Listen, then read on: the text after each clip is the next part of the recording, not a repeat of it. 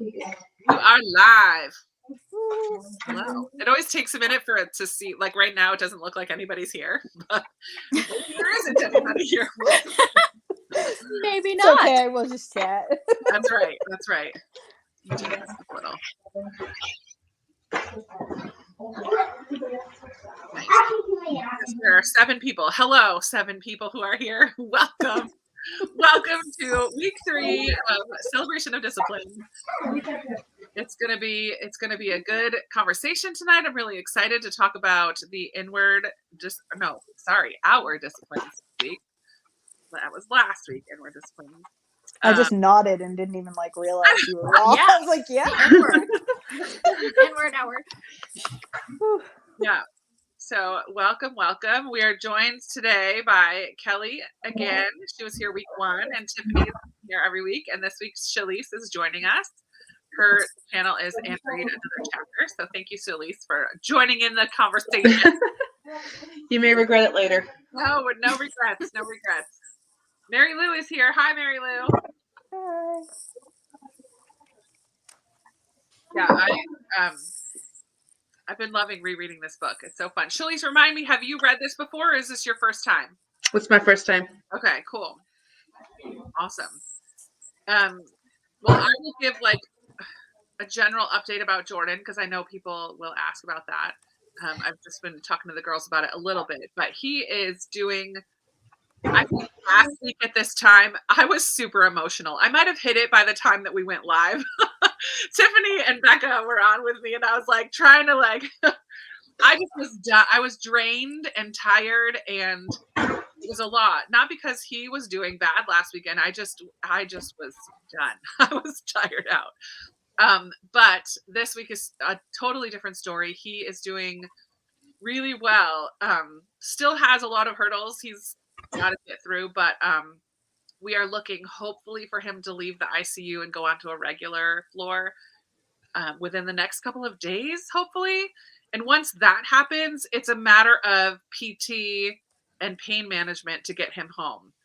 He's got to be able to walk and use the bathroom and basic get up out of bed, basic things. He's been immobile for 3.5 weeks. So will they do PT or OT?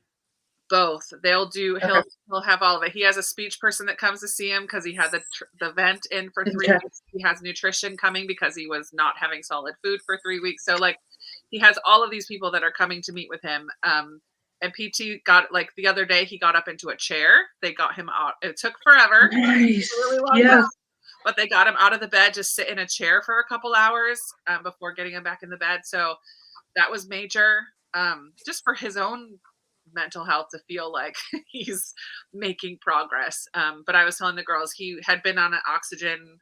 Once the vent came out, they still had him on a little nebula. I forget what that thing is called. The nose cannula, the little one that goes in your nose. But he had that. And then the other day they took that out because he was breathing and getting enough oxygen on his own. Yay.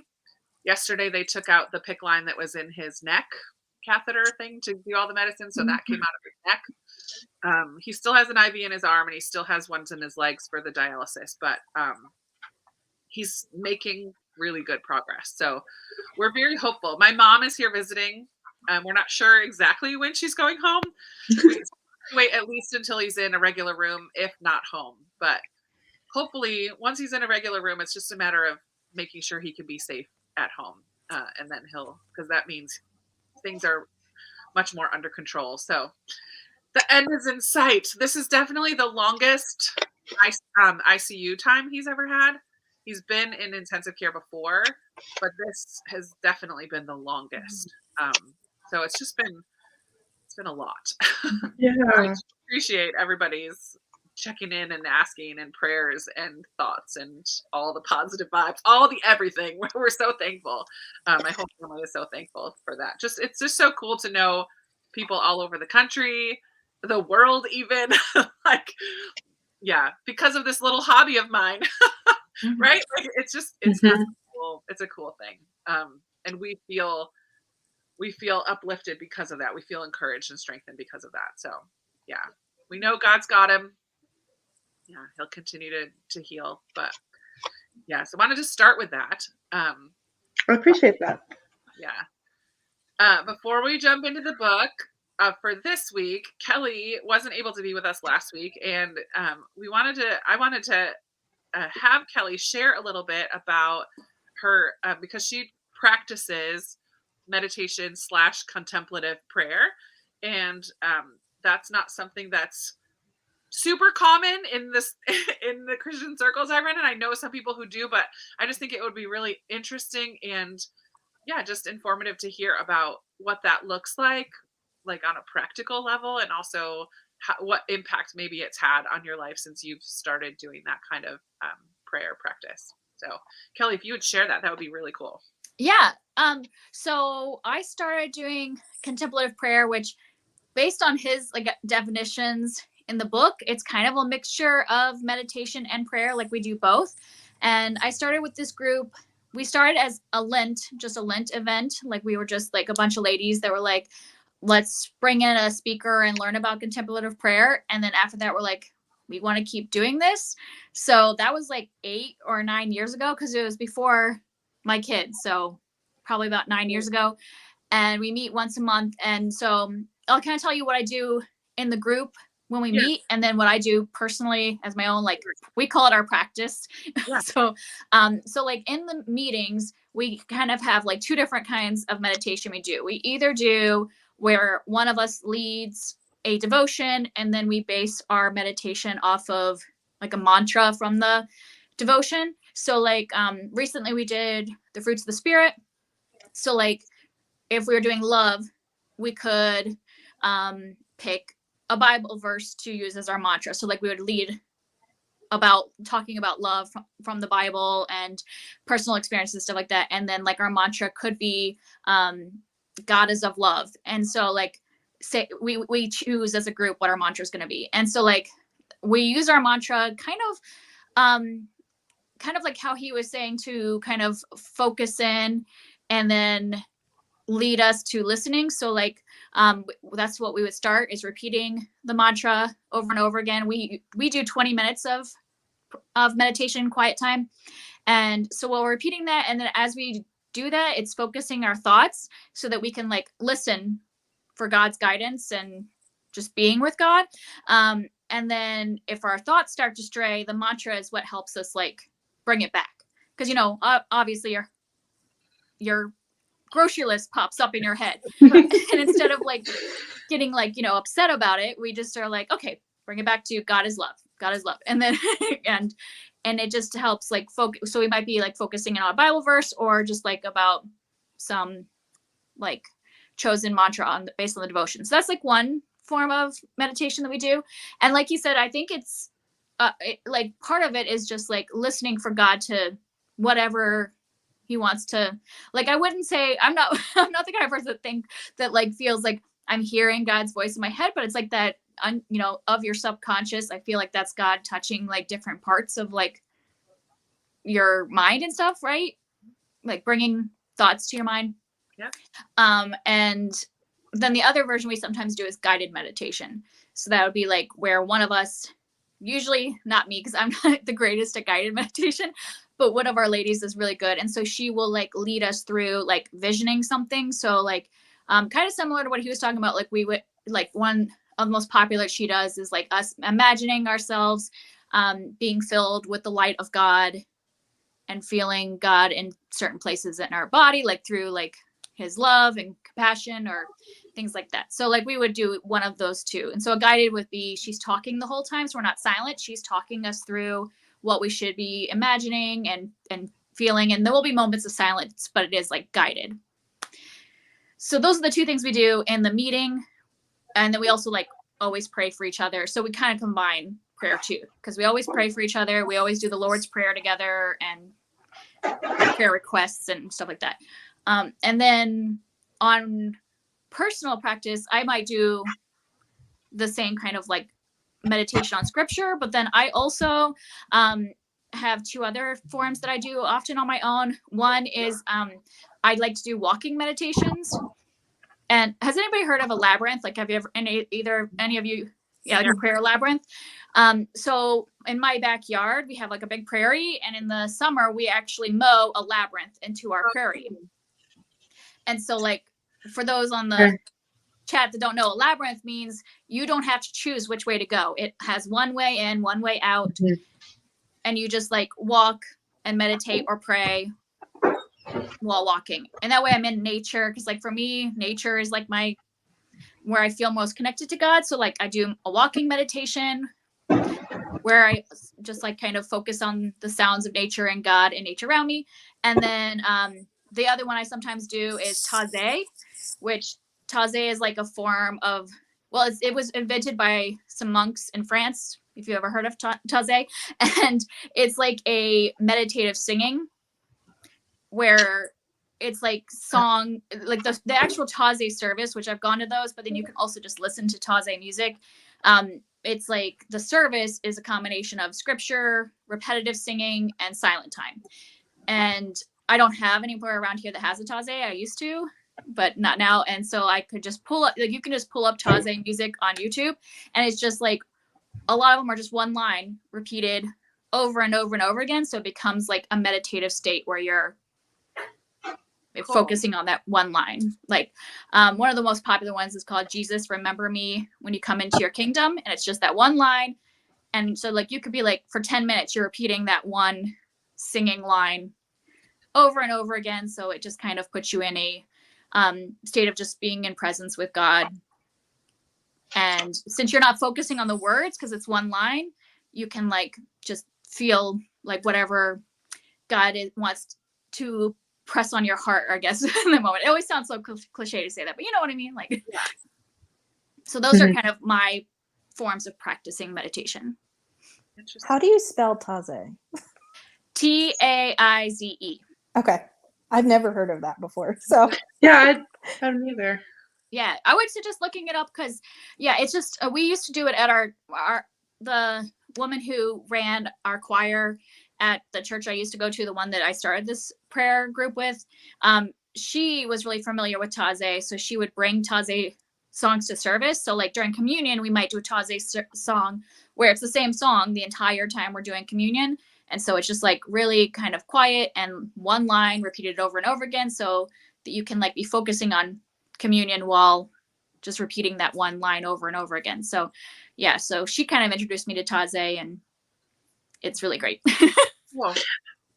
How does like the prayer of Jabez or Jabez, that does that kind of fit into a lot of the meditation practices?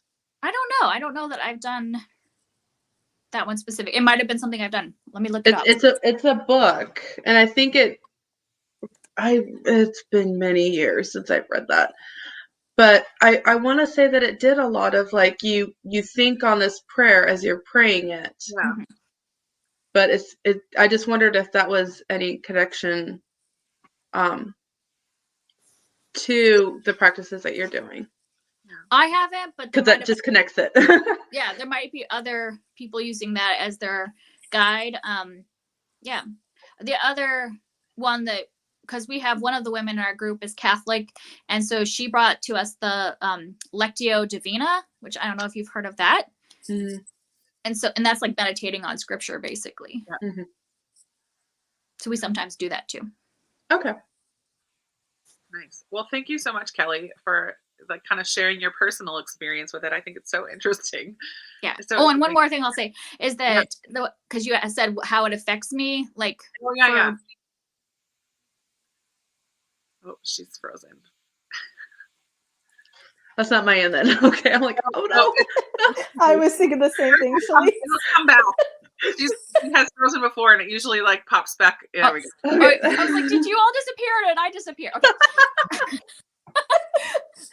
What I was going to say, because Krista said, how does this affect me? That I feel like for me, it has helped when I need those moments of feeling connected to God, especially during anxious moments. Like, for example, last year I had to have surgery, and like, you know how a lot of times when you're waiting for surgery, they put you in the prep room and you're there for like an unknown amount of time. I was there for like an hour and a half waiting for surgery, and they wouldn't let me have my phone. I didn't have like anything. And I just like meditated that entire time.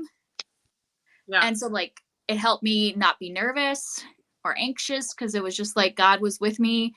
Yeah. And I just picked like a mantra related to like having strength or peace, you know, like could have been like be still and know that I'm God. I don't remember what I focused on, but it's something like that to repeat and like help me get through like that weight to be brought to surgery.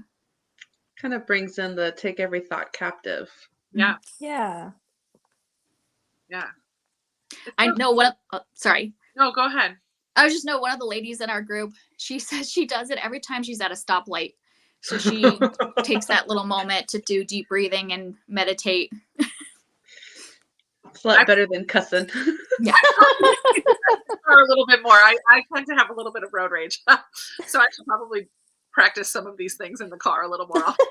Yeah.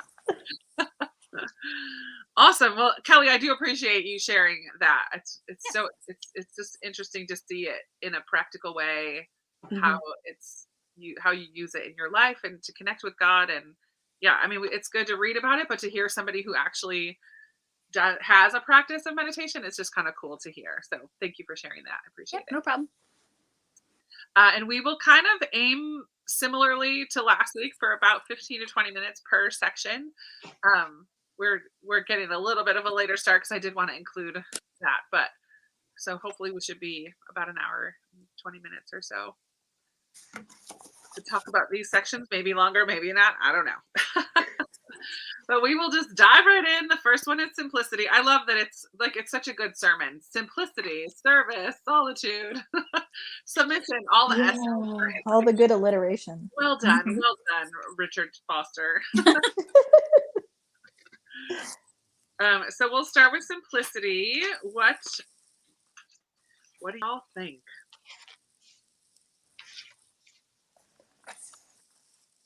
Well, as somebody that really loves the minimalist lifestyle, it's kind of like, yeah, I'm on board. Ouch. Okay. Need a little more practice. Yeah. Well, and I love too that it's not necessarily just about material things. I mean, it's not really about material things at all. It's kind of that will be an outward reflection of what's going on inside. But what he's talking about here is mostly our inward reality that will be reflected outwardly, but it's what's going on inside is what he's kind of focusing on here.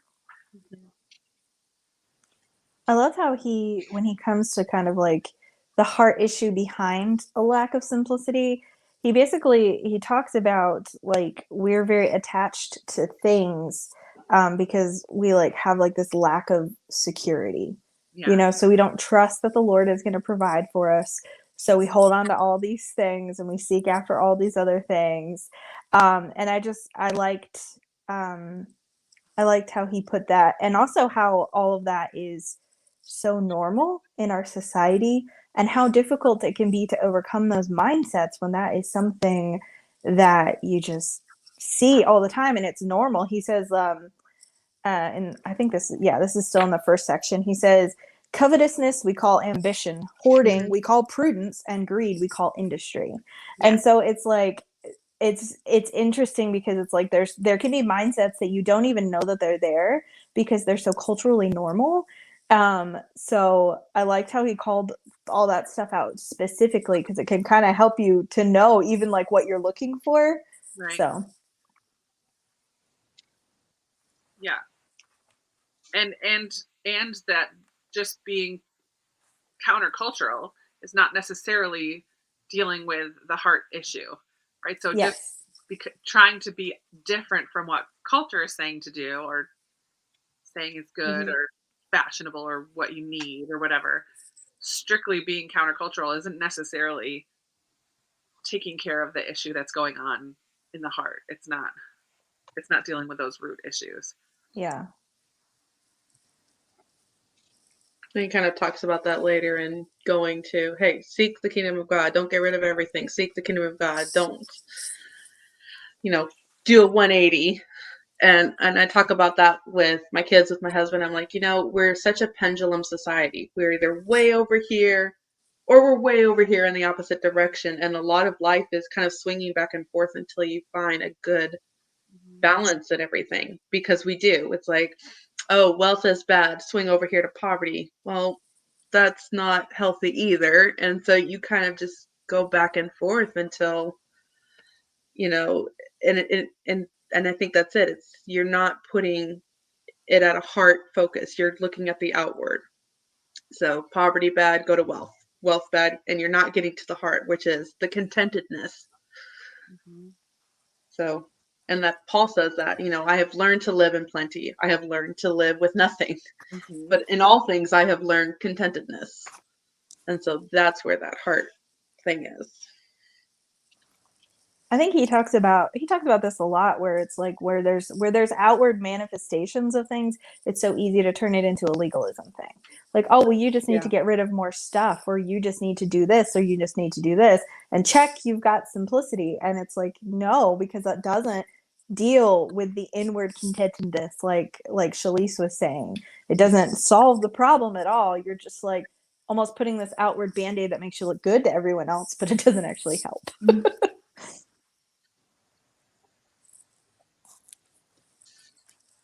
And it's kind of, to visually see it, I used to love watching, and you can do it with hoarders nowadays too, but Niecy Nash Clean House. I don't know if anybody remembers that, but it was, they would come in and they would clean the house, but then they would come back months later. Mm-hmm. And for some people, they would bring all that stuff back in, even though it had been decluttered, it had been cleaned out, because they didn't deal with the habit of bringing it in the first place. And so that's where you tend to see the heart issues. Yeah, we can declutter, we can get rid of everything, but we still haven't, it goes back to that heart, issue. And he does point that out here. And I appreciate that, because I have to say, at the beginning with the wealth, I was getting tense, and I'm like, wealth isn't bad. Wealth isn't bad. What are you doing? Oh, okay. So I was really uptight. It's like, where are you going in this? You were so good. So I had my pendulum on the other side. Yeah. Yeah. But I think it's good that he points out Jesus talked about money a lot. Yes, he did. Almost more than a lot of other things that you would think. Jesus talked about money a lot, because he knew, well, wherever you find the treasure, you'll find the heart. So oftentimes people who were gaining a lot of wealth, like what they were spending their money and their time getting, that's what their heart was focused on. And he knew that, and how difficult it is to let go of some of those things, because often of how hard we work to get those things, to then let go of them or hold them with an open hand instead of a closed fist tightly, right? Like, because you're right, wealth isn't bad, but if we're unwilling to allow God to use our wealth in the ways that he wants us to, then we're holding on to it like this, and then it is becoming an idol in a way. We're not allowing him to use it. Well, that's something needs. Huh? I was like, well, that's also something Niecy Nash said on Clean House. Remember, when the hand is open to give, it's open to receive. Yeah. God, Niecy Nash. I know, Niecy.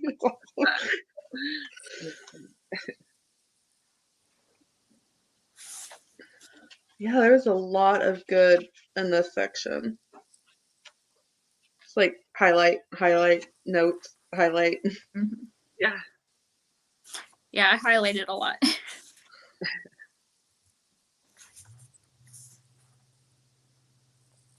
One of the things, I don't know how far I'm going ahead, if I'm going too far ahead, but I did like, though, how he pointed out, how what we have is not like ours, it's God's, so we shouldn't, like you were saying, not cling on to it. But he was also said, does that mean that we should not lock the door? That no, God also gave us common sense, right, to like take care of our possessions, even if they're not like fully ours. And I like that, because I feel like that happens a lot, where I see, it's that, like, is that like a parable where they were talking about, like, the flood comes in and the person's like, God's gonna save me, all these people come to like rescue them. They're like, no, God's gonna save me. And God's like, I sent all these people to help you. Yes. And I think we do, like, a lot of times we do that sometimes, where we're like, we don't need to like do the common sense stuff. But I'm like, yeah, God, that's also a gift from God. kind of one thing that I see a lot is people sitting on their rocking chair saying, God's got this. I'm like, yeah, and he gave you 2 hands and a good foot. Go get to work. Yeah. And He they gives you the really, ability. I'm not kidding. They really are like that. It's like, yeah, he gave you 3 offers for a job. So Mhm. go do it. And Yeah. it's a completely mind-boggling mindset. My mom always used to say, God gave you a brain, use it. Yep, that's what. I used to work at a Bible college where we would have people come in who had the gift of prophecy and would give a word to people here and there. And so I had someone tell me one time that that my debt would be taken care of. I said, yeah, by me paying it every month. as is evidenced by the fact that finally this year I paid off all my student loans. But like, that's a long time coming. I've been out of college for over 20 years, but it's done now, and I paid it off every month, and now it's gone. Mhm. But yeah, there was something you said. It's easy to mistake our particular expression of the teaching for the teaching itself. Mhm. Oh, Like, yeah. sometimes our interpretation isn't necessarily what the teaching is saying. Like, we have to be willing to like really hear and know, not just our own expression, because my expression might look different than someone else's for what simplicity looks like, or meditation, or whatever. Like, it might look a little different, but that's not what the teaching is itself. That's just how I'm walking it out. Yes. Because I we're not like- cookie cutters or robots. Yeah. Right. Right. Yeah, we're each going to take these disciplines and do them in a different way. It's not like Right. you said, it's not legalistic. It's not like this is the exact way you're going to live simply. Like, Right. I like how in almost every, like this one, it started with it where it says simplicity is freedom. And almost, I think it was in every one of these chapters that like each of these disciplines, it's also equals being free. Yeah. And like that when you have, like, I found a place later where I highlighted, if somebody's in need and you don't cling on to your possessions and are willing to like help them and give them away, you're free to do that because you don't have to cling on to them. And so like any of these disciplines, I liked how he equated that with the freedom to do these things instead of feeling like you're being boxed in by your stuff or your way of life. Like,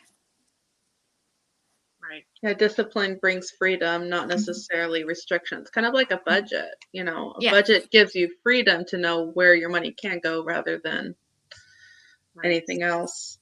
Exactly. Yeah. We just don't like the idea of boundaries in general, right? Like, we don't like to be told what to do, where we can go, where we can't go, even if those boundaries are for our protection and help and benefit and freedom.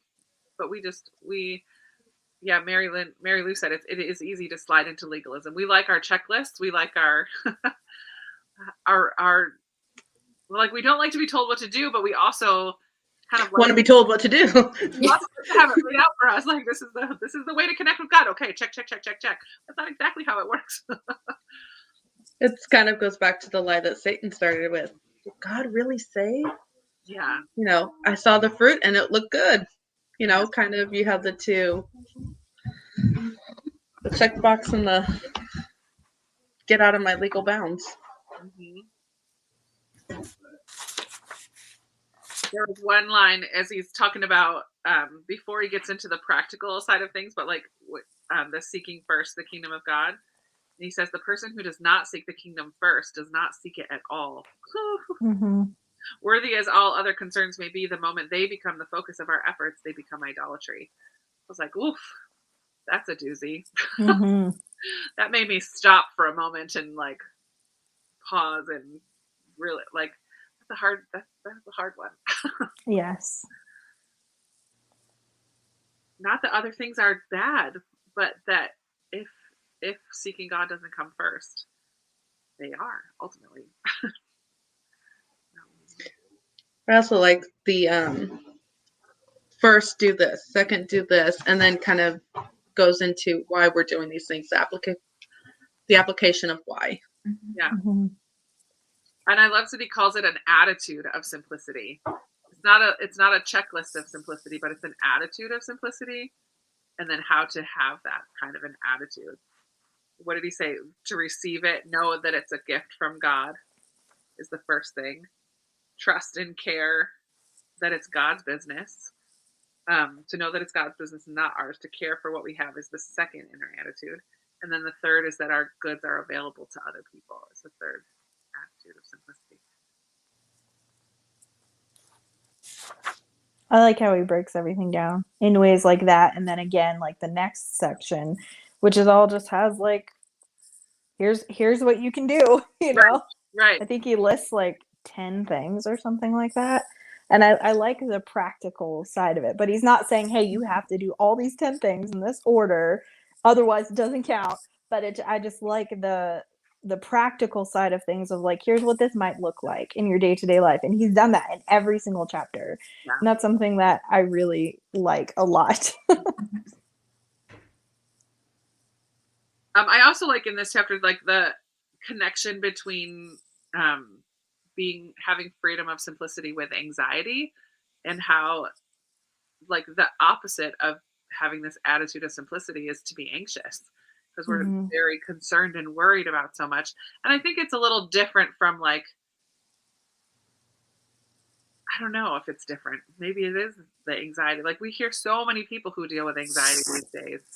And there is a level of it that is chemical in our body.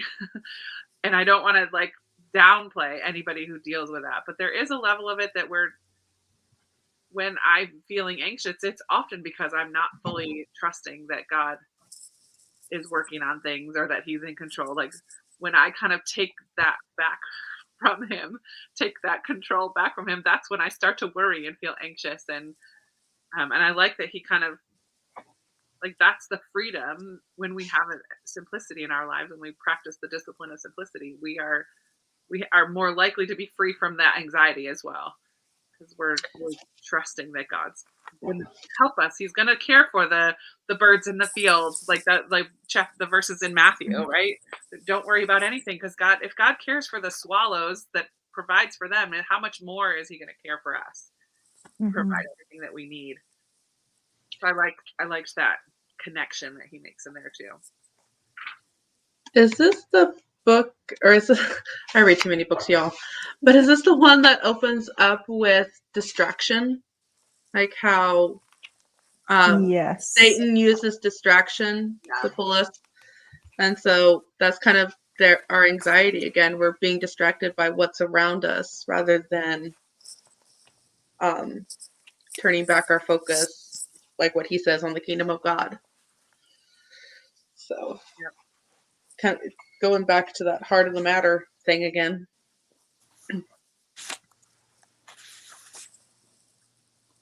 Did you have any of he has 7, 8, 9, 10. He has 10 practical ways to practice simplicity. Did any of them kind of connect with you more than others, either because it's something that you want to do more, or because of something that it's like, oh, I don't do that? Like, did any of them stand out to you, any of those 10 things?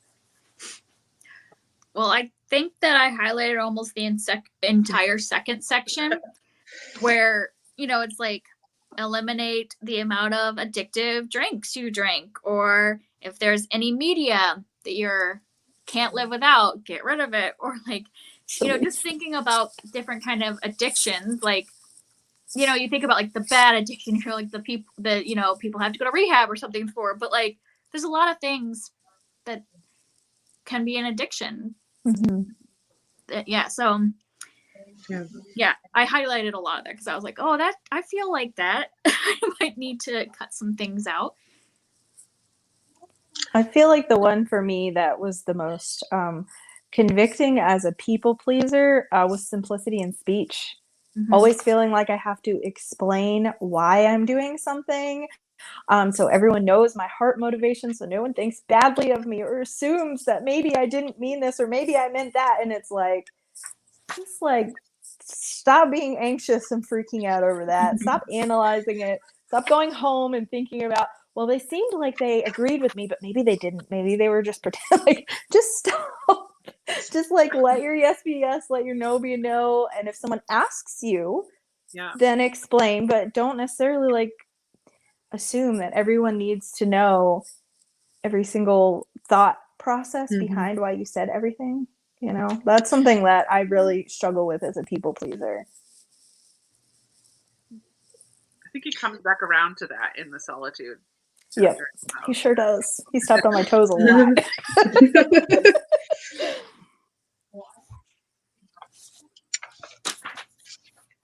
Remember which one it was. But I'm probably definitely into the simplistic of possessions things. And I think just it's easy to do it for everything but books. It really is. I have 4 outfits. I'll wear them all the time. I hate shoe shopping. I hate purse shopping. I don't do make everything for books. Mhm. Which then gets scary because then you're like, is that becoming an idol? Yeah. Like if I can't give it up so easily because I'm like, but it's my books, is it becoming an idol? Yeah. So it brought out a lot of reflections on that because, like I said, it's easy to do with everything else. Yeah. Until there's something that you're like, I don't know. So that one hit hard. Yeah. Well, I think, and that's where we continue to seek God, right? And having an attitude of simplicity does not mean, hey, all right, box them up, get them out. Shali's like, they're all going. Like, that's not what it's going to necessarily mean. Maybe, maybe, let's hope not. But maybe God will speak that. But ultimately, if recognizing that there's like a little bit of holding on just allows you to be like, okay, God, show me. And I'm right there with you, girl. Like, And be careful what you pray for because you just might get it. Okay. I had somebody that said, I need to learn to let go. And I'm not kidding. A month later, she had a house fire that lost it and lost everything. Oh, God. So careful what you pray for because you just might get it.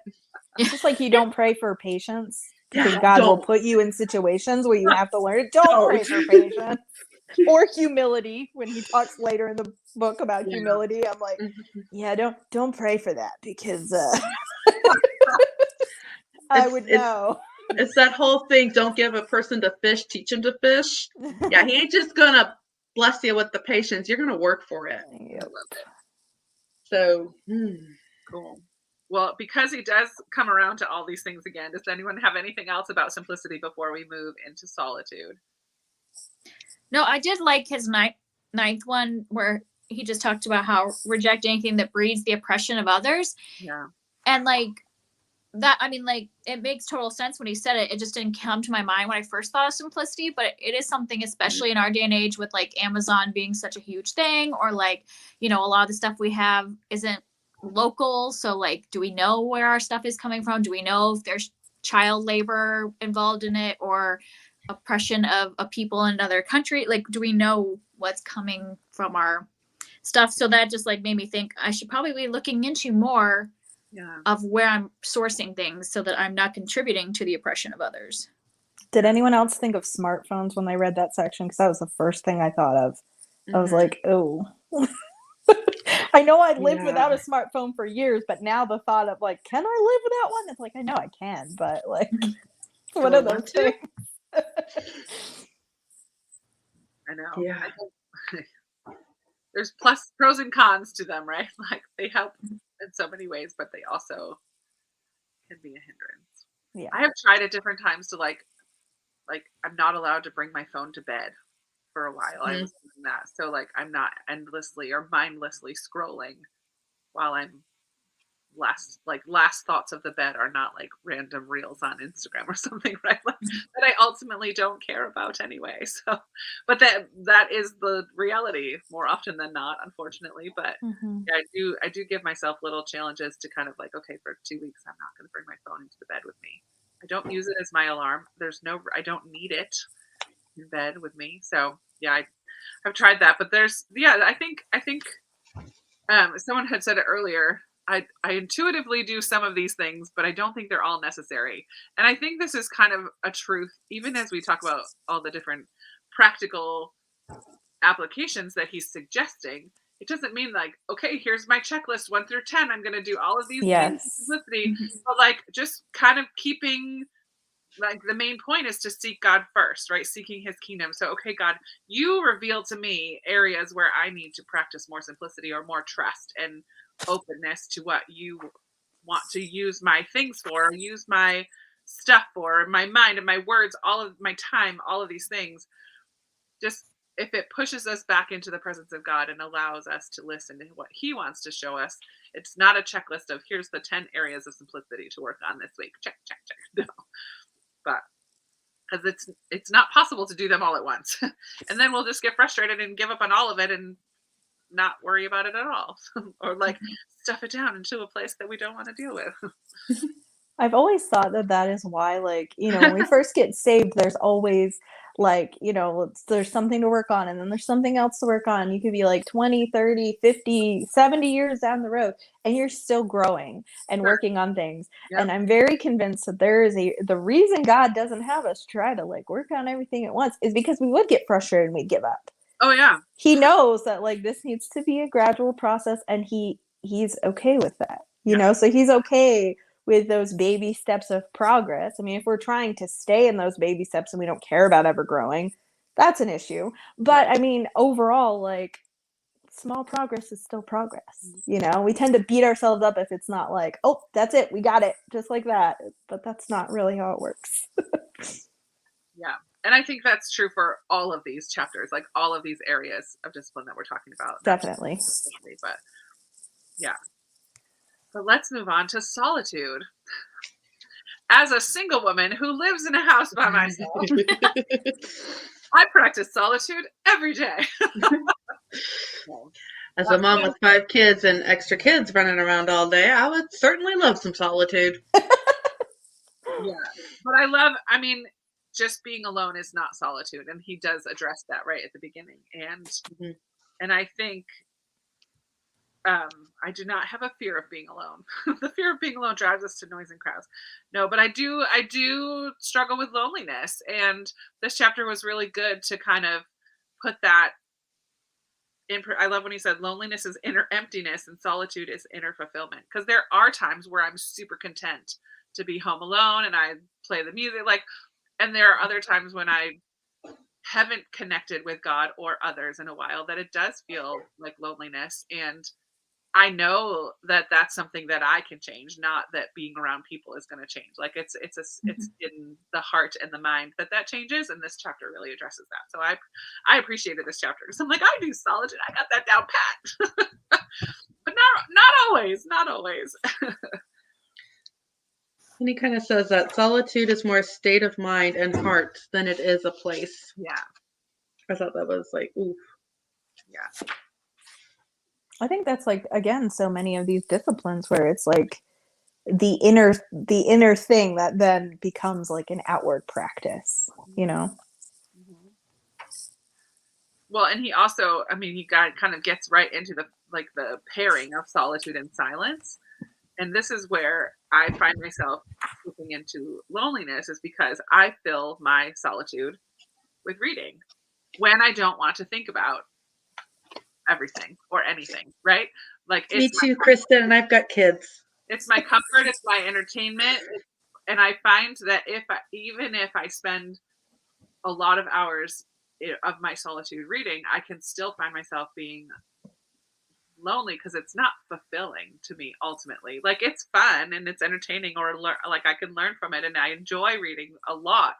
But if I'm not taking that time to use those quiet moments as silence, like this is not silence because I'm putting those words in my, like that's not being silent before God. Like that's it's kind of blocking what I really need to be dealing with.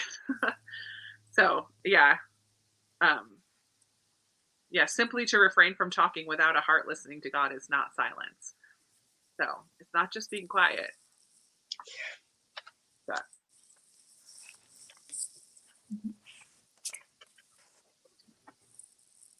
And I feel like that's why meditation has become an important practice for me, because I feel like I fill so much of my little moments with audiobooks or listening to a podcast. There's just so many things that we can like listen to in our little moments that maybe we didn't used to have access to, that it's like do I ever have any silent moments unless I purposely say, this is a time where there will be nothing else, Yeah. that I will be silent and still. And I think that's like, maybe I need to do that more in little pockets, like those little moments of just having silence throughout the day. Yeah. Oh, I loved when he talked about those pockets. Where was that?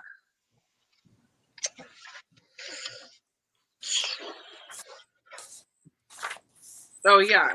Like, just when you first wake up in the morning, Mm-hmm. you're laying in bed before you go deal with the kids, right? Or a cup of coffee before the beginning of the workday, or sitting in bumper to bumper traffic instead of getting Yes. frustrated about the rush hour traffic. Like, take that as a moment to just connect with God, or turning a corner and seeing a flower or a tree, or just having a moment of silence before a meal. I loved that. I'm like, that's such a good way to just kind of fit those little moments of solitude and silence into our day. Yeah, I did highlight that. And especially that, like, silence before a meal, like that's something like I could do with the kids to start teaching them to take moments of silence, because I think that's something that we forget often to teach our children, because kids are so full of energy that they also need moments of silence. And yes, they're not going to be able to do a 20-minute meditation when they're 5, but they can do 20 seconds of silence before a meal.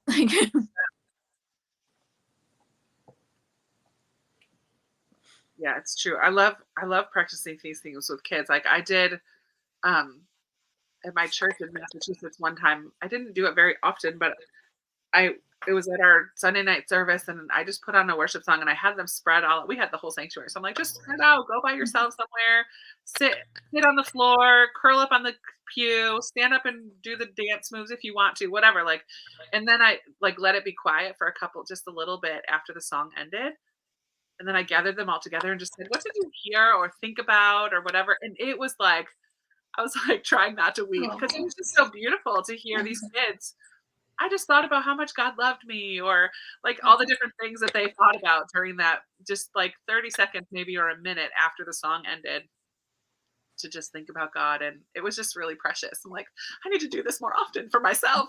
But it was cool to see that them connect with that moment of silence as well.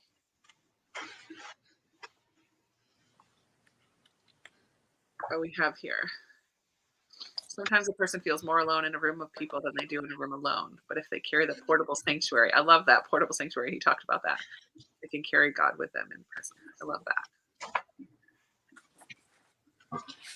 I thought it was interesting how he talked about, because when he was talking about the silence and everything, he talks about, in addition to being silent when you should be silent, like saying what needs to be said when it needs to be said, like the balance between the two. And he quotes Thomas Kempis, and he says it's easier to be silent altogether than to speak with moderation. Yeah. So it's easier to just be like, fine, I'm just going to be quiet all the time.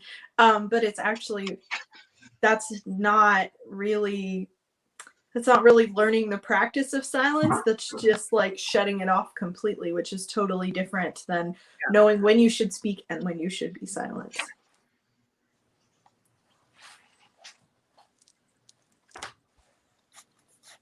And it's not an easy thing. James tells us, like, James. The struggle of the tongue, controlling the tongue. On the next page, he talks about one reason we can hardly bear to remain silent is it makes us feel helpless.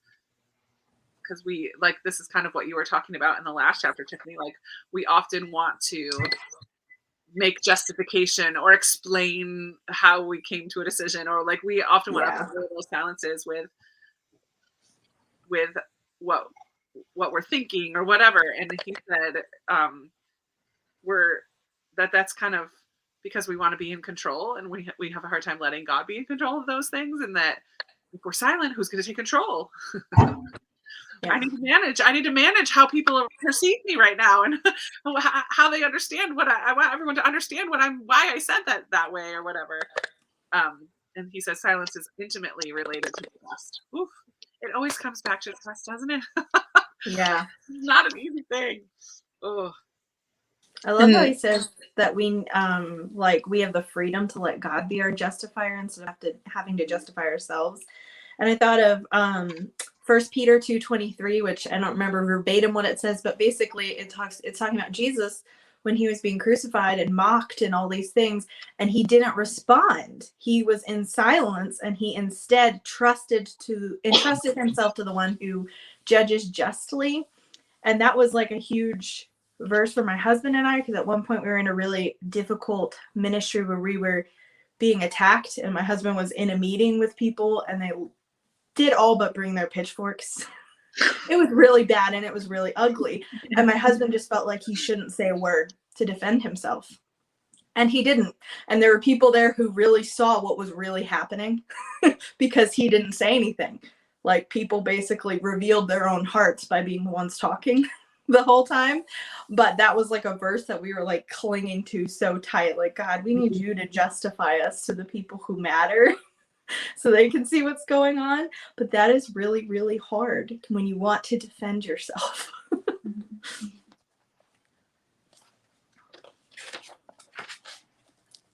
And then he kind of goes into the dark night of the soul, which is not a fun place to be. No, it's not. When you're seeking God and feel like you're quote unquote doing all the right things, right? But God is still silent and in those moments, in those times, and it's a difficult place to be. But I love the verse in Isaiah that he talked about.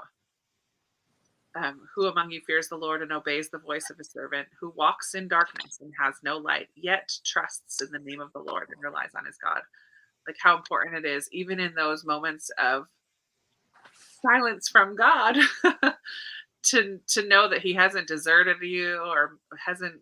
I mean, he promises he's never going to leave us or forsake us, but sometimes he just needs us to get rid of all those other distractions. And by being silent, we notice what kinds of distractions we have in our lives, and we'll hopefully continue to move forward and trust.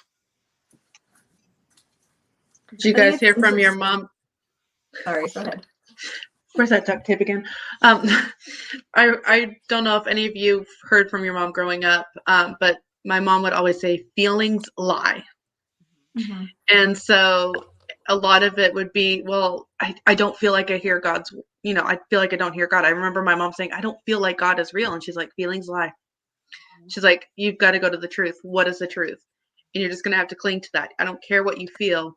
Let God be true and just cling to the truth, because there will be some times when you don't feel. And so every time I'm like, but I don't feel, a stinking mom in my head pointing me back to God. And it's really helped, later on in life when you're like, I don't feel like I hear, I don't feel like he's near, I don't feel like I'm doing enough. It's just, it doesn't matter. Just go to truth. What is truth? I was just thinking about this, the dark night of the soul kind of thing. It just kind of reminds me where in the Bible, oftentimes you see people being drawn out into the wilderness where they're apart from everyone else, and they're not necessarily feeling these good feelings, like Shalise was saying. You don't feel like it's like really, it feels kind of like closed off. But it's interesting because those moments can actually end up being these moments that you really like treasure, because you feel so desperate and you're crying out to God, and he's often like ends up by the end of it filling you with his spirit in a different way than you have been before. And you look at like Jesus and John the Baptist and other people who went out into the wilderness and then were filled with the Spirit and then could begin their ministry. So the wilderness is always like this place of preparation. And I think that this dark night of the soul thing is similar, where it can feel so lonely and so hard, but when you feel so alone, it causes you to be so desperate and seek God in a way that you haven't ever before. And then that can prepare you for whatever God has next for you. And so that's something for me that's encouraging to remember when I go through those things. It's easy to forget that when you're in the middle of it. It's hard to remember those things. But the Lord often uses those dark nights of the soul to bring about change in us, to prepare us for something. I love Yes. this. In college, a friend and her discussed the dark night of the soul being like a tree in the winter. By all appearance, the tree is dead, but God is working. Mm. The tree is not dead, only dormant. That's so good. I love that analogy. Yeah. And as somebody that's lived in the desert for 30 years, it's not all it cracked up to be. Just saying. I tried the whole going out and I'm like, no.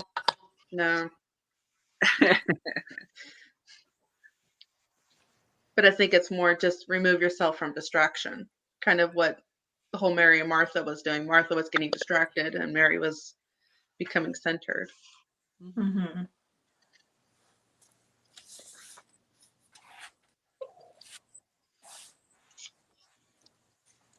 I love towards the end, he says, the fruit of solitude is increased sensitivity and compassion for others.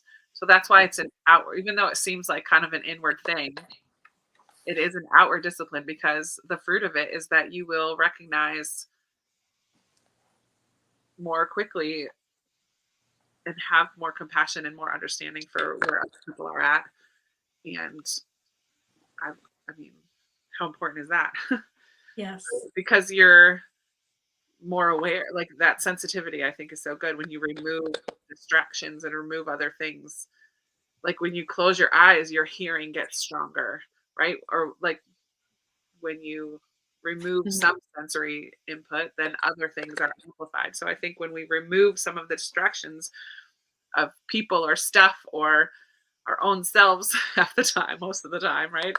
Or extra speech or whatever, then our ears, then our other senses can be awakened. And so when we come to the Lord in solitude and we have those moments where we're connecting Him, then even if it's after a dark night of the soul, like our senses are amplified to see more quickly what the kingdom of God is doing, where He's working around us and how He wants us to be a part of it. Yeah. Well, and God says we are a vessel, but a vessel is not only to pour out from, it needs to be poured into. Yep. So, pour God into.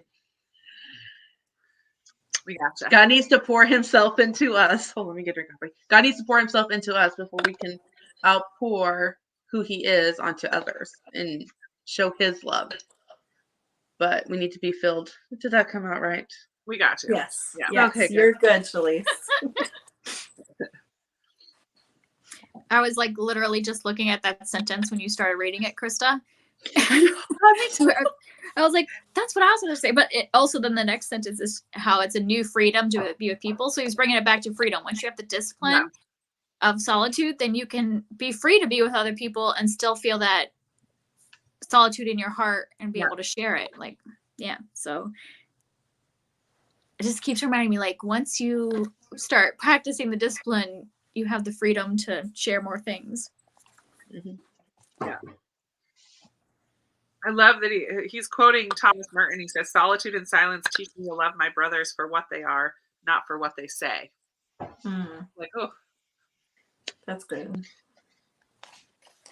Something that needs to be said more in today's world. Mm-hmm. Yeah.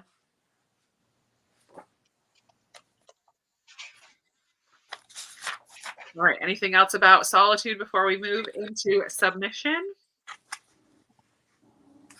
Right. Here we go. No, just kidding. Everybody's favorite topic. But I've loved, again, because this is not my first time reading this, but I just loved again how he kind of debunks all the things that you first think of when you think of all of these words. He's done it with all three so far. Simplicity, and we immediately think of less things, right? With solitude, we immediately think of getting by yourself and being quiet. With submission, we immediately think of doing what someone else tells you to do, right? But he's going to debunk that a little bit. That's not what he's talking about here. Oh, and I love this is the chapter, Kelly, where he kind of goes back to his like introduction, like this first part. He's like, remember, because he doesn't start right in about submission. I mean, he does a little bit, but he's like, remember, our aim is the freedom, not the discipline. This is not a legalistic thing. This is not a checklist. This is not, a rule book here. The disciplines are merely the means to the freedom that we're seeking. They're not the answer. They only lead us to the capital A answer, Right. which I love. And then he gets into talking about submission a little bit. I was like, oh, he's like reintroducing his book right here. Reminding us what we're doing. I love how he just talks about that submission is basically how we view other people. You know, he kind of like breaks it down to its like basest form, essentially. And so it was like, so even if you're submitting to someone outwardly, you could be rebelling in your heart and you're not submitting at all. And so it's like he talks about it's freedom to value other people and care about what they think. And Paul talks about this over and over and over again, where, you know, in humility, consider others better than yourself. In humility, you know, care about other people and what they want to do more than just having your own agenda, basically. And so I never really thought about that, because I did always think of submission, especially biblical submission. We hear the verse all the time of wives submit to your husbands. But really, when you look at that relationship, there is a mutual submission there. You know, there's more to it than just do whatever your husband says to do, because you could do that and still be in rebellion, like he was saying. So it's like you're wanting what is best for him in your submission. And then by him loving you like Christ loves the church, he wants what's best for you. So you're each trying to act in the best interest of the other. And that is actually like a really healthy marriage. It's not a power hungry thing, you know? No. And how he focuses on that, like the freedom that comes with submission is the ability to lay down the burden of always needing to get your own way. And like, and that's in any relationship, right? Whether that's in marriage, whether that's at job. I mean, he's even talking about like in the church. Like, I mean, I'm sure, you know, Krista, you've done a lot, you know, you work in your church, you are pastor's wife, Tiffany. Like, I used to work at a church. You see people have sides and fights, and you're like, this is taking away from our purpose that we're having this fight that is not necessary. Like, are we even listening to each other, or we just want to get our way? We just want to be right. Yeah. And you see that in society all the time, right? I mean, I just was thinking about like keyboard warriors as I was reading part of this, where it's like you always have to be right. You can't even listen to what someone else has to say because they might be saying something different than you. So rather than try to understand each other, we just want to make sure that we are right and we are getting our own way no matter what. You know, and that is just like such a prevalent theme in our society that, again, it looks so normal, just like we were talking about with simplicity, you know, like the way the world is, like it can feel so normal that it's even normal in the church a lot of times. You know, it's just crept in because it's such a normal part of society that we need that kind of like wake up call. That's what my mom would do all the time when my siblings and I were fighting. She's like, don't have to prove yourself right. And so now as an adult, I'm like, you hear that, you hear the arguments and you're like, this is pointless. And then you hear, you don't have to prove yourself right. It's not that you're saying what they're saying is right, but you're not engaging in the argument of proving that you're right. And it's just, it gets ugly. What you were saying, Kelly, it gets ugly. Yeah. And like in any relationship or organization. Yeah. And you're like, and then you get to the end of the argument and you're like, was it really that important that, you know, like, even if you got your way, it could destroy like what you're building. So where's the unity? Yeah. Because the real issue is the spirit of consideration and respect that we have for each other. Yeah. And I love that he talks about how submission is not based on a position of leadership, and that and I love when he gets into Jesus' life and how Jesus lived the cross life. He died a cross death, but also lived a cross life. And ultimately that just means that it means a lot of things, but that he was a servant of all. Mhm. He wasn't a respecter of position or person. Like he lived countercultural, but he did it in a way that served and blessed others. And he said he took women seriously. He was willing to meet with children. He washed the feet of his disciples, which ultimately led him to his cross death on Calvary. But his life was the cross life of submission and service, which then gives all of us an example of how to serve. I mean, we're not on service yet. How to submit to others, and ultimately that's by putting other people before ourselves, their own. What's the like the golden rule?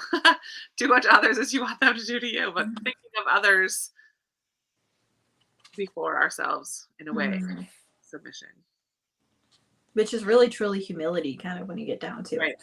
You know, not having this feeling of self-importance or self-glorification. And I liked how he said in one of the sections, he said that we have like this mutilated form of biblical submission. So we've either embraced it or we've rejected submission altogether. And he said one of them leads to self-hatred and the other one leads to self-glorification. Both self-hatred and self-glorification are both still concerned with self. Yeah. And submission is so much about humility and others rather than yourself. So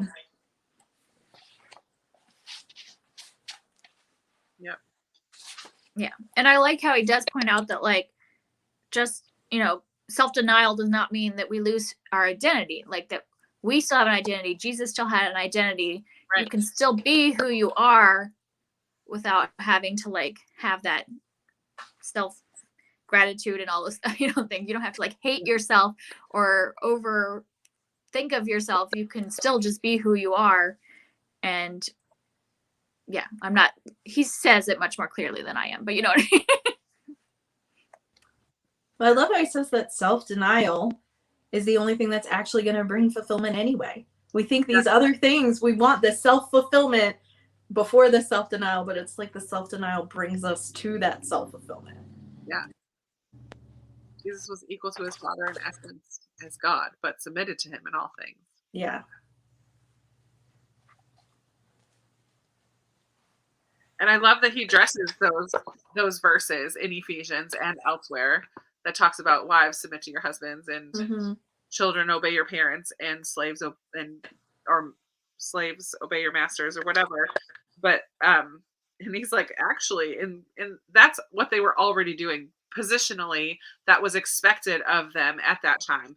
So he's speaking more to the heart, like have a heart willing to do this, willing submission instead of involuntary submission, but like voluntarily being willing to do these things. But he said, like in that culture, it was much more of a stretch for husbands to love your wives as Christ loved the church, and masters treat your slaves justly and fairly, and fathers do not provoke your children. Like those three things were actually more difficult commands in the culture that they were given, because it was not what was expected and normal at the time. So I thought that was kind of an interesting way to look at it, as he was kind of talking about like voluntary or involuntary submission. And he does talk about, at one point, was it at the end of the chapter, he's like, I'm not neglecting to talk about,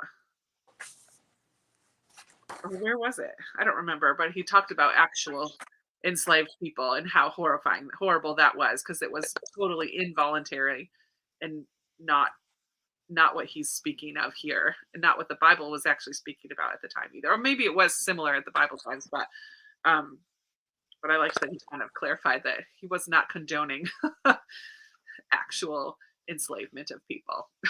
And slavery was actually like nothing like American slavery. No, totally. At this time, people were working off debts and they could free themselves. They chose slavery to work off a debt, which is very, very different than American slavery for sure. So that's a lot of historical context a lot of people don't realize, and that's why it's even more horrifying that people tried to use scripture to defend American slavery when it was happening. Because that was not even the type of slavery that was happening in like the Roman world at this time. Yeah.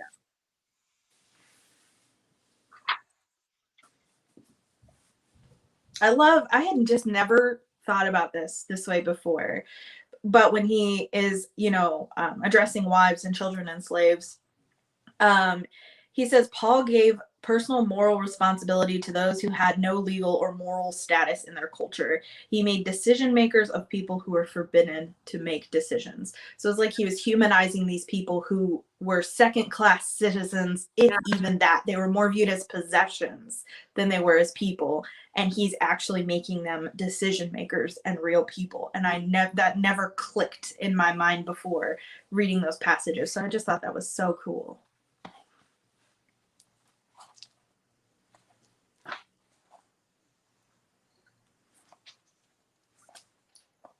I liked how we talked about the limits of submission too. How like submission doesn't mean that you just like blindly listen all the time. There are times when you stand up for what's right, and that is not what someone is telling you to do. And he uses the disciples as an example. And he says that they understood that submission reaches the end of its tether when it becomes destructive. And I kind of added my own note there that says, and when it requires us to break God's law. Like both of those two things are kind of the two things where we're like, okay, there's a point when it's okay. And it's not like submission is like just letting people walk all over you and do whatever they want. There is a point where it is like really harmful, and you need to stand up.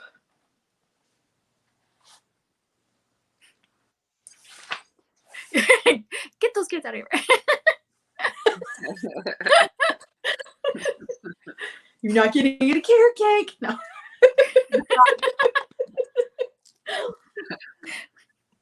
That's exactly what I'm thinking. Well, that means you don't have to make it, right? No. It's exactly where I was going with that. Keep trying. I can mute. Nobody can hear you. That's all right. But then you lose your cake. And then he talks about the acts of submission. It starts with, ultimately, the first act of submission is to God. That's the first, and then to Scripture, and then to our family, and then to our neighbors and those in our community, like in our circle of influence, and then into the believing community, a body of Christ, and then to the broken and despised, and then to the world. And I love how he broke down it as the order that God has. Like it was in order. It's like, yeah, I like you. The order mattered. I like yes. that too. I liked how he phrased this too. No, we already mentioned submitting to Scripture. I just love the way he phrased this. And he said, as we submit ourselves to the Word of God living, Jesus, so we submit ourselves to the Word of God written, Scripture. And I just loved how he phrased that. The Word and the Word. Yeah.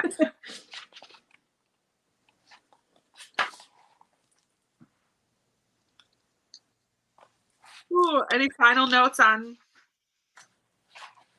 Oh, and I loved it that he talks kind of about authority, spiritual authority and other authority, and that just because someone is in a position of authority does not necessarily mean that they have spiritual authority. Mm-hmm. I love that he said spiritual authority is marked by both compassion and power. So if you see someone, just because someone is the leader, say, of a church or an organization, does not necessarily make them a spiritual leader. And it kind of goes back to the limits of submission as well. There may be times that it's not appropriate to follow the leading of a certain leader or whatever. If it, we talked about here, until it becomes destructive. That's where you were talking about too, Tiffany.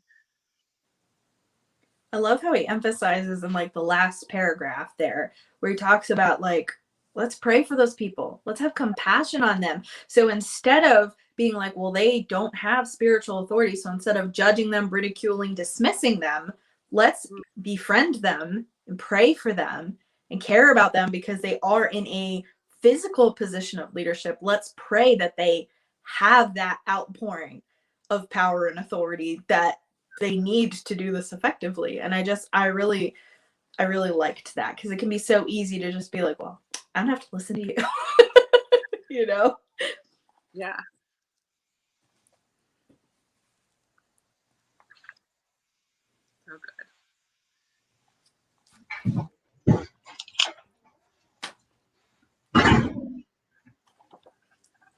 Feel free in the comments too. I know some of you have been making comments, but if you guys have things to add, or I know Shalise is not in the comments today leading the charge for like sharing favorite quotes, or that's we brought her on board because she was having such good things to say. But yeah, if you have responses or reactions to but as we kind of go through the chapters, please feel free to add them, and I'll share them on the screen, and we can add those to the discussion as well. But feel free to continue to comment.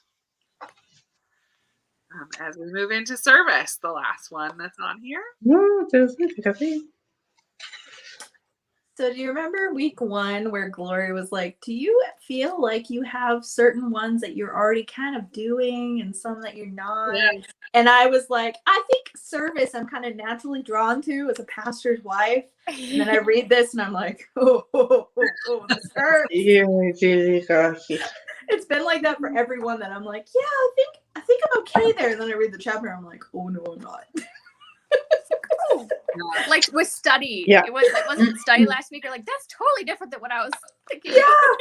Yeah. Well, this is so much about humility that it's like every time it's like, ouch. Just when I think I've got pride under control, apparently not. Apparently that's a lifelong struggle. Yeah.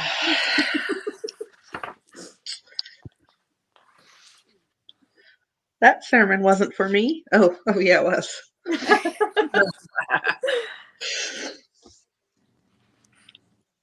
Okay, so right off the bat, I really loved his analogy. I think this is like the second page where he was talking about how service abolishes the need for and a desire for the pecking order. Mhm. And as someone who has chickens and knows exactly what the pecking order is and does, like, it was such a great analogy for me to like see that like laid out. So I just thought that was a nice analogy that he made.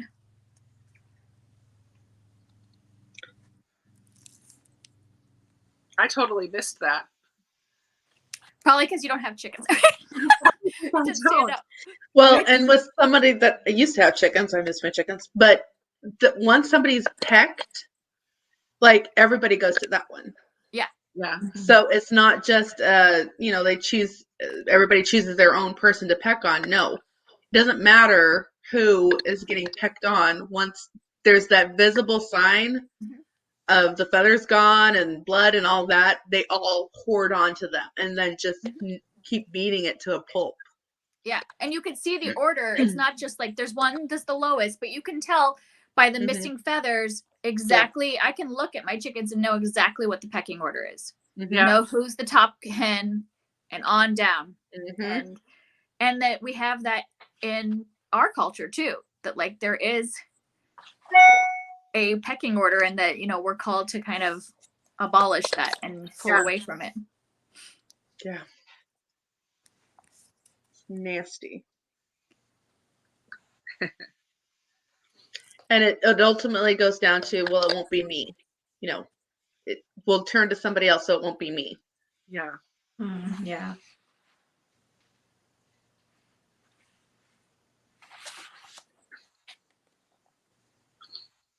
Well, And how like sorry. No, go ahead. Because right after he used that analogy, he's talking about how the point is that Jesus completely redefined leadership and the lines of authority, so that it isn't this like cultural pecking order, that he's redefining what it means to be a leader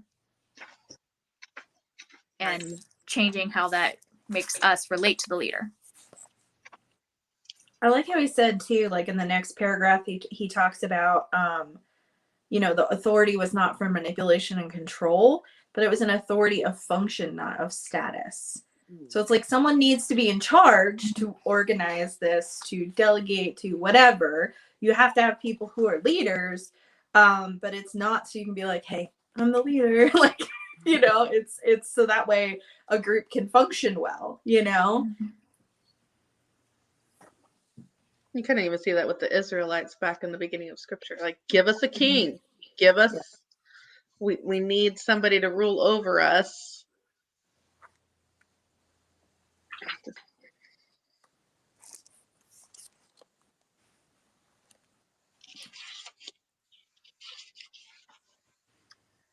Then we have this big section.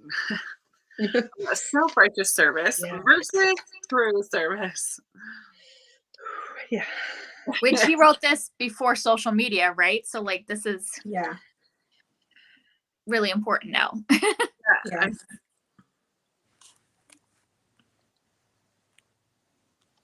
Oh, we'll get to. I was just reading the comment. Yeah, I was just too. Yeah, we'll get towards the end of the chapter. He definitely talks about this. Like, are we doing service so that other people will recognize? Well, he talks about it in here too. Self-righteous service, like, we all have that mentality. Like, hey, look what I just did! Isn't this so nice of me? But that's not ultimately true service.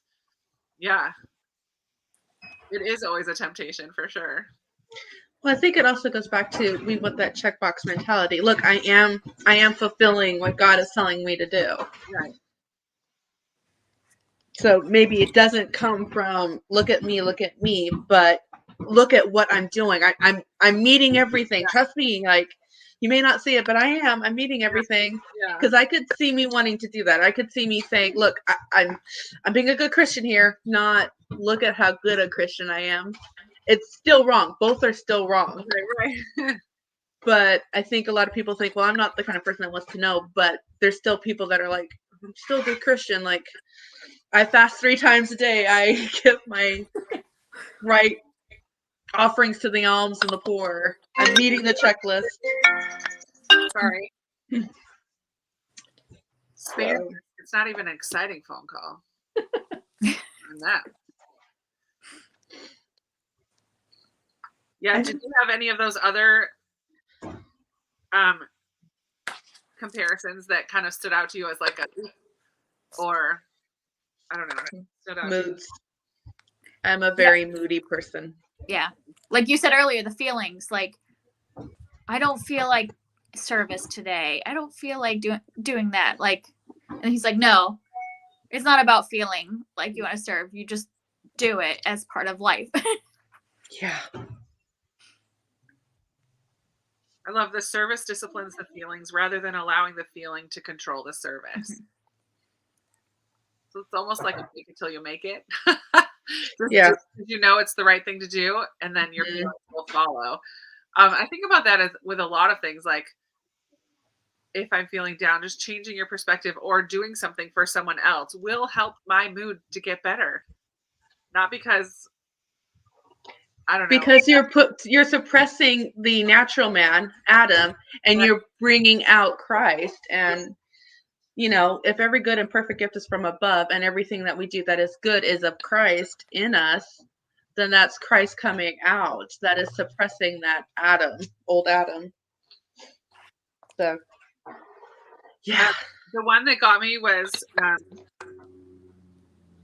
don't even know. It said self-righteous service is highly concerned about results, but at the end of that, it says it can serve enemies as freely as friends.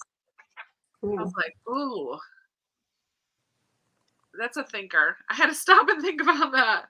Because ultimately it delights, true service is free of the need to calculate results. It delights just solely in the service.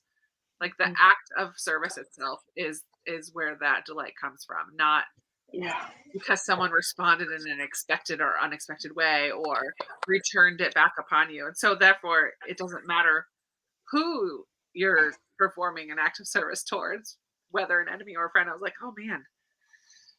Whew. I really liked the ones, I think they're the last two, where he talks about self-righteous service is insensitive, meeting needs that could be destructive or like fractures community. Because it made me think of like, I used to work for like an international charity. So like we were a Christian charity that worked internationally. And like, you know, some of those charities can come into another country and be like, oh, I see you need a water pump, so I'm going to put in this water pump and then leave and feel good about it. But the problem with that, if you don't have anybody that knows how to work a water pump in that village, what are you really doing? You know, but like part of our mission was that we only worked with people in that community. So like we'd only hire engineers in that community, or if they didn't have engineers, then that was their need. That like we would say, what do you need? Do you need people to know how to work, you know, like do you need schooling in order to get the engineers to work the things you need? So like it's you know, that it's not, it makes you feel good to just, you know, give something to a community, but if that's not what they really need, it's like when we have a hurricane and they're like, don't send us food. Like we need money because we know what we need in our community. Yeah. So I really liked him pointing that out. That was something I had underlined that too, Kelly, because I just like never even thought about that. You know, like I never thought about like there are times where you like have an opportunity to help, so you just do it instead of just waiting and listening and having discernment as to whether or not like this is the right time for this, or maybe it's never going to be the right time, you know. And I just had never even thought of that in terms of like, I had thought about it in terms of like mission trips and stuff, but in terms of like just daily life and community within like our church and stuff, it's like there are times that I'm like doing things because I feel like this is a good idea, but I'm not stopping to listen as to whether or not this is something that person really needs or really wants. Yeah, because he even says like listening with tenderness and patience before acting, because we get so excited to serve, but it's like, well, we need to like have that patience. Yeah, and I'm a doer and a fixer a lot of times. It's harder for me to just sit and listen and like cry with someone. I like want to like make it all better somehow. Yeah, I want to like do something that feels like it tangibly helps, even though sometimes just listening is what tangibly helps, but I just want to go and like fix the things. And so for me to stop and listen, you know, I may have the best intentions in the world in wanting to help this person, you know, but that may not be what they need right now. I have a very in real life example of that just from this experience with my brother being in the hospital. I have one family, and they won't be on here, so it doesn't matter too much, but invited me to dinner, which in itself very nice. No, sorry, I cannot come. Like I don't have time to go to someone's house. I'm going to work and then I go to the hospital and then I come home. Like I don't want to fit going to socialize in there. While I understand your intention is nice, so I said no. She asked me for another day. I said, oh, I'm sorry, I cannot come. She's like, oh, just so you know, Sunday is on the table as well. I'm like, please do not make me tell you no one more time. Like, I understand your heart and I understand what you're trying to do, but right now you're like hurting me because I don't want to tell you no again. It wasn't hurting. Yeah. You know what I mean? Like it just we felt pressure though. It wasn't what I needed in the moment. So yeah. I was like, can you just, I don't know what the answer to that is, but it was an example of this very thing. Like it's not destructive destroying a community, but in the moment I was so emotional and I'm like, I just cannot tell you no one more time. So I just didn't respond the third time. I'm like, I'm just done. I've already said no. Yeah. Whereas if she had stopped and listened, maybe she would have heard the Lord prompting her, saying like, what night can I bring you dinner and drop it off at your door? You don't even have to talk to me, you know, like, so you don't have to worry about cooking, you know, something like that would have been much more helpful. 100%. It was a lesson for me too, because I'm not always on this side of it, right? I'm often on the side where I want to and do for other people.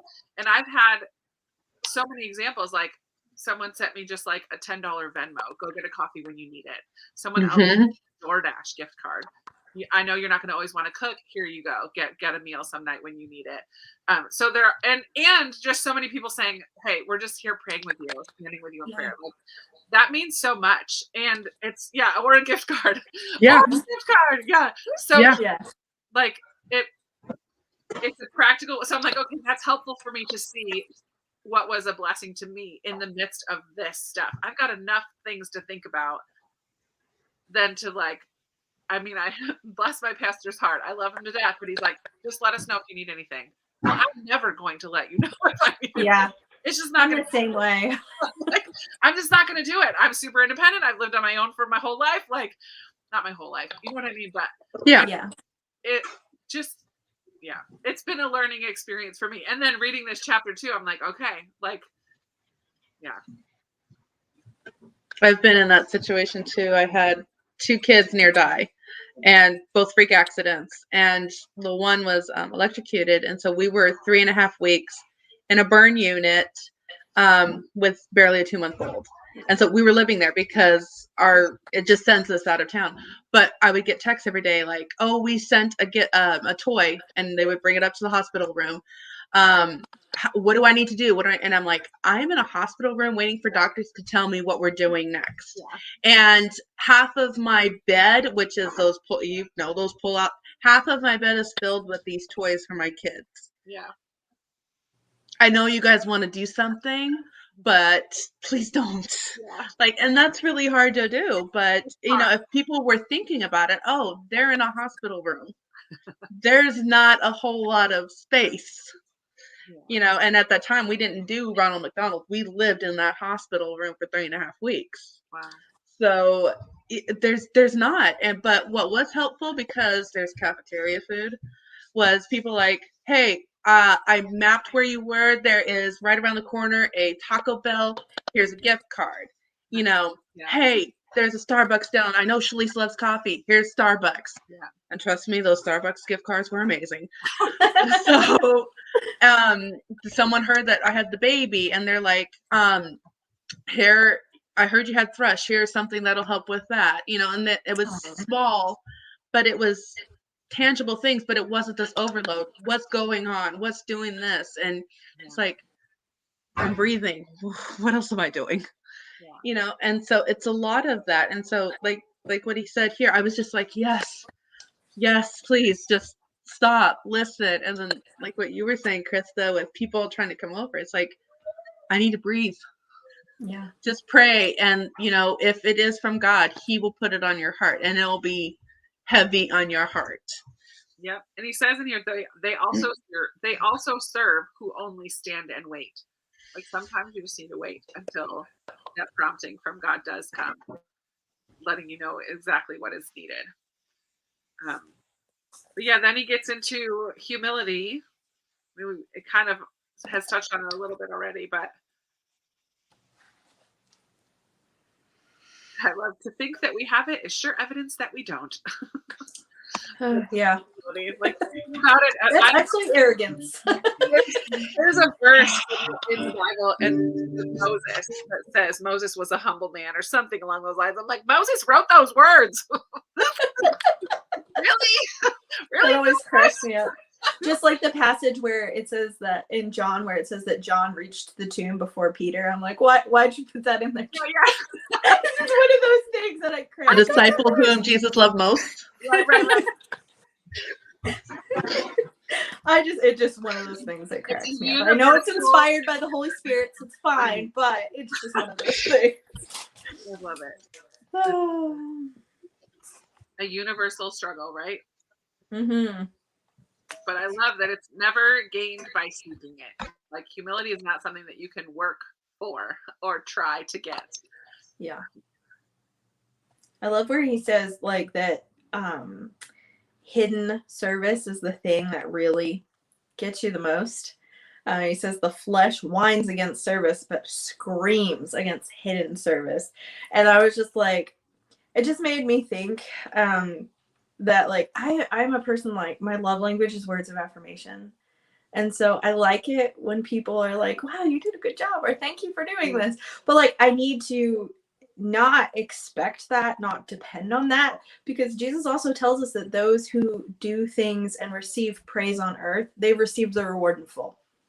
Mm-hmm. That's all you're getting. You're not going to get a well done from God. So which one do you want more? Yeah. And I was thinking as I was reading this, I'm like, okay, well, if I'm a words of affirmation person, I should be seeking the well done that really matters. I want words of affirmation from God more than people.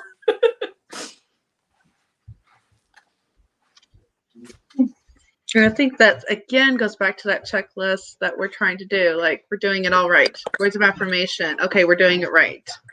Yeah, someone said something nice, so I'm on the right track. Yeah.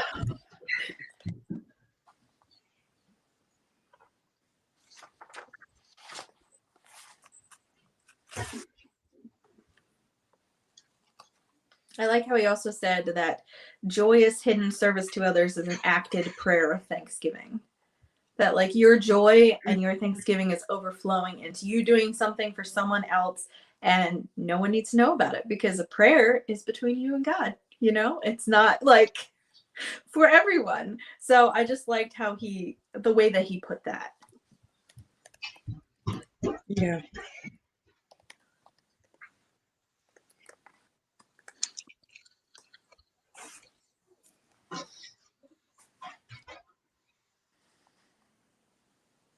I love the title of the next section. Yes, but Yeah. And This is where he talks about slavery, Krista. It's in this Yeah, book. yeah. He has the footnote about that. But I like that he also, I mean, right at the beginning, it's prudent or wise to take a moment to really think about any discipline before you jump headlong into it and count the cost and be aware of what this really means. What is it that you're getting yourself into? And choosing the difference between choosing to serve and choosing to be a servant. When we choose to serve, we're still in charge.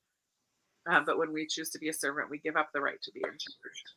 Yeah. I love that. I do too. I this is always a struggle for me. Like I am the oldest child, and I have been called bossy once or twice in my life.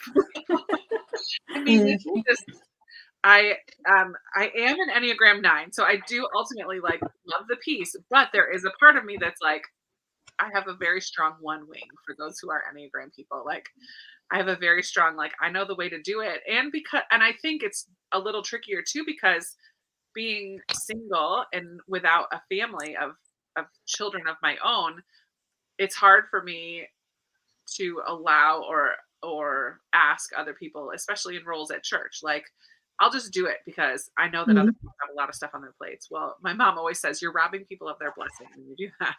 Like, you're not allowing them to be blessed by giving opportunities to serve, where it might be easier for me just to do it. But it also, there's a part of that, probably a bigger part than I'd like to admit, that's like, I just like to, it's that being in charge aspect of things like that I don't shy away from.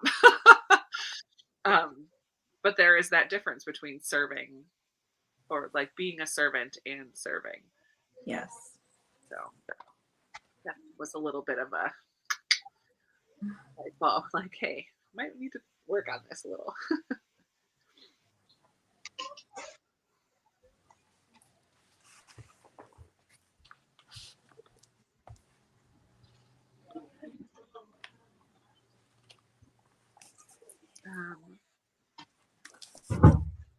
And then we go into the marketplace, which just was really like in reality, in life, how do we work this out? It's not necessarily the marketplace, literal marketplace, but right.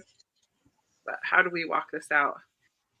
Different types of hidden of service of hiddenness, service of small things, service of guarding others' reputation, service of being served. Oof, that was the service of common courtesy, and the service of hospitality, service of listening, bearing each other's burdens, and sharing the life of one another.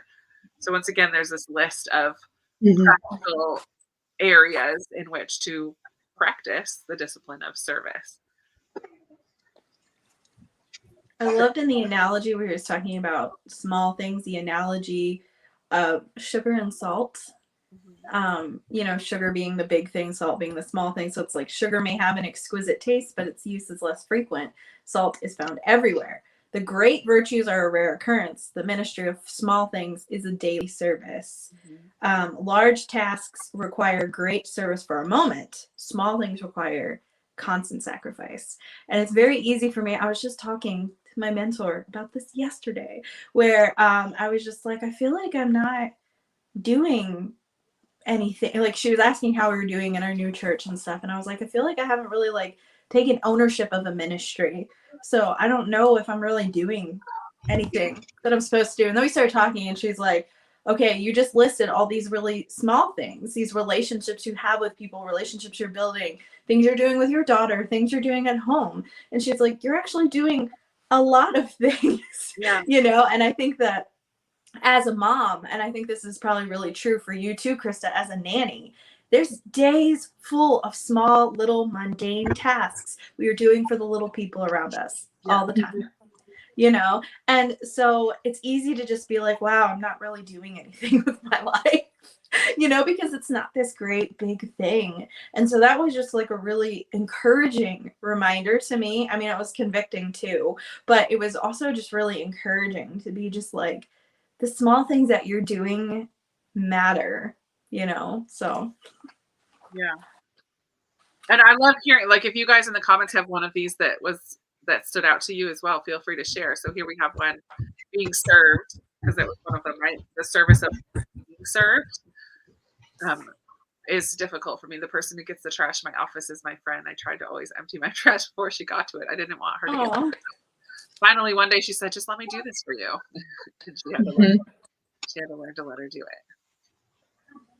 Yeah. It's hard because we definitely like live in a society of self-sufficiency where that's praised, and it's hard to then just let go of things and let people help you. Yeah. Well, and I could relate to Peter. That's the example he gave in this section, is when Jesus was washing his disciples' feet, Peter was like, no, Lord, like, let me wash your feet. And he, like, to think of his master, like his Lord, getting down to do such a menial task was like really a difficult thing to accept. And I can relate to that. Like, it's not easy to let other people do things for me. Well, in that same paragraph, he says, like, we graciously receive the service rendered, never feeling we must repay it. I'm like, okay, I can sometimes let people do things for me and be like, thank you so much, but I'm going to find a way to do it back to them. Yeah. And this is like saying, like, not like, give them the joy of being able to serve you, so it's just, it's not a gift if it has to be repaid. Right. Exactly. Yeah. But also it kind of reveals, I mean, he talks about, like, that was not Peter being humble. That was Peter kind of revealing some pride that he had there. And I was like, ooh, that was a kicker too. It said if Peter had been the master, he probably would not have got down to wash everyone's feet. Yeah. I just remember because my husband and I, when we first got married, we had worked in nonprofits for so long that we didn't have a lot of money. And so my parents would always pay when we would go out to dinner with them and stuff like that. And then when we finally got to the point where we had enough money that we wanted to pay, and we were like, we're going to take you out to dinner. We, like, had all these plans to do it. And then my dad went behind her back to the waiter and took the, secret, like, went to the bathroom and then got the, like, bill. My husband and I were so upset because we're like, this is finally, like, us feeling like we can have service and, like, and not necessarily pay them back, but just like that we wanted to do something for them. And I'm like, can you just let us do something for you? And so it is kind of like just realizing that you can let someone else do it sometimes. Yeah. It's not easy.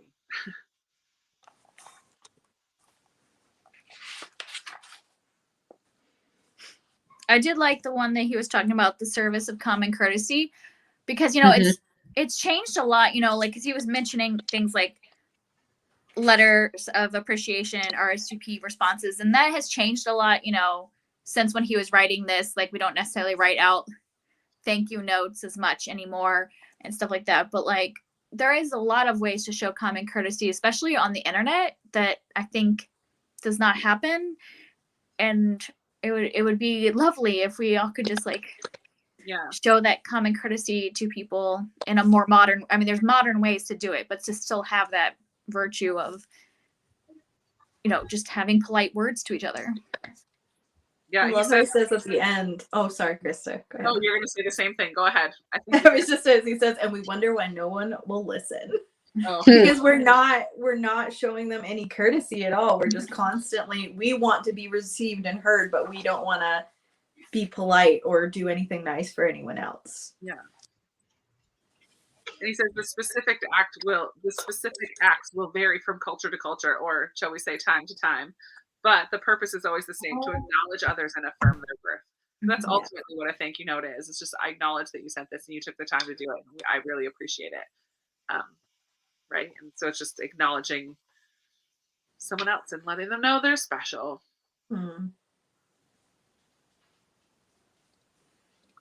That was interesting with the service of hospitality. He says sometimes we can limit ourselves because we make hospitality too complicated. And I was just thinking for myself, I limit it because I want to make sure the house looks good enough to have people over. Not running around and making sure like, oh, make sure you have this, and this. It's more like I'm like, oh, I don't want to have someone over because I haven't swept the floor. I haven't, So it's just like looking at that, I was just like, oh, I let a lot of things get in the way of that sometimes. I had a couple at my church in Pennsylvania when I lived there that hospitality was their word of the year, and that's what they felt God was trying to teach them as a couple and as a family in their home. And so like twice a month, they prepared a meal before church that would feed more than their family, and didn't go to church expecting or like knowing who they were going to invite home, but they always would just invite someone over for lunch after church, like twice a month, as a way to like practice it in a very tangible way, because they knew that that's something that God wanted them to work on in their home, not like holding on to their home and their family time so tightly, but just like opening it up a little bit. I'm like, oh, that's kind of very cool. So they were intentional. They like prepared food, not who was going to come home with them after church, but had it ready. I'm like, that's cool. I had wanted to do that up here. I was like, oh, finally we have a new house. It's ours. It's big enough to host people. We'll invite the neighborhoods and we'll have like these things. So we moved up here to Indiana in 2019, December 2019. Oh. And then 2020 hits. Yeah. I'm like, we're not inviting anybody over. Yeah. We had the Best same laid thing. plans. We moved here like 6 months before the pandemic, and we had just like gotten into a church, and we had invited somebody over. Like we had invited the neighbors over, and then it was like, and that's over. For a while. Yep. Like, pretty much. That was so like, and every time we're like, okay, things are slowing down. Let's start. And nope. Okay. It's like, I want my hospitality again. Like I want to have that time. Yeah.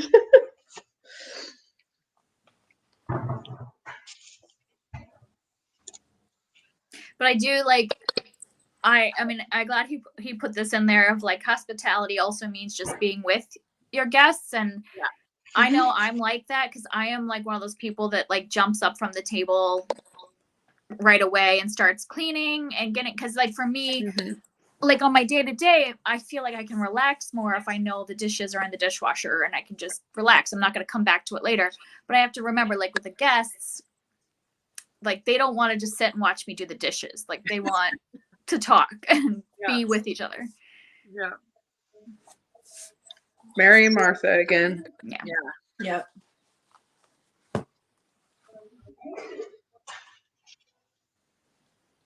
Yeah, that section. To listen to others quiets and disciplines the mind to listen to God.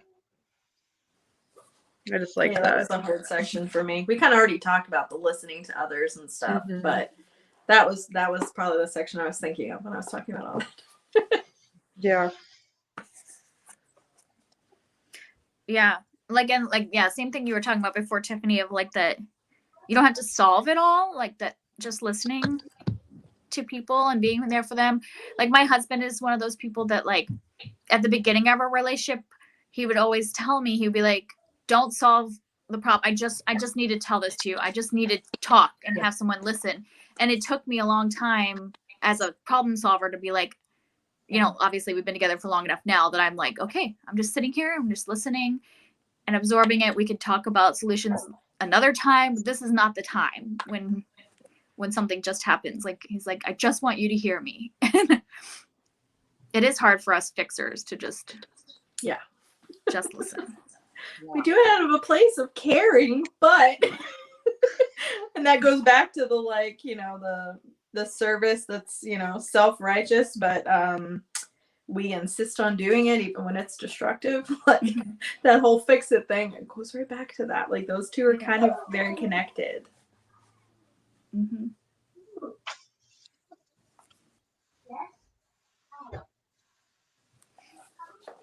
All right. Any other aspects of service that you didn't get to share already? Yeah, we did say this. Hospitality reminds us of Mary and Martha. Yeah, it's more For sure. about being present than having the cleanest home, right? Yeah, and it is so hard. Yep. We are full of ideas. I think for women, it's especially like that was the curse. You will want to rule over your husbands. But it goes in so many ways. It's not just ruling over our husbands, it's us getting our oar in to say something, to be. And I do think a lot of it is not going to go too much into it, but the suppression that women have had for so many centuries, that now we have a voice. And again, that pendulum can swing over. It's like, okay, well then hear what I have to say about this. Whereas it's like, okay, temper it down a little bit. Yes, you have a voice, but maybe that's just me. I told you I needed duct tape. You don't need it. Oh, you're good. You're good. I find that like often I'm so worried about finding the balance between two extremes. The more that we keep our eyes on Jesus, the more he finds the balance for us.